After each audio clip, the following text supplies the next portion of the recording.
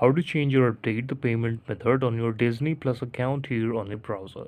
For this, what you have to do is simply open your browser, let it be Google Chrome or Microsoft Edge, and simply on the search bar you have to select and search for Disney Plus account.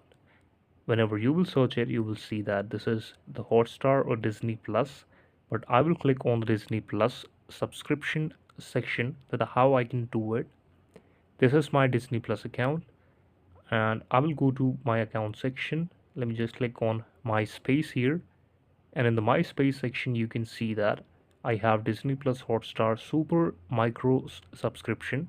I will click this and then again click on the view benefit or the payment details. Scroll down.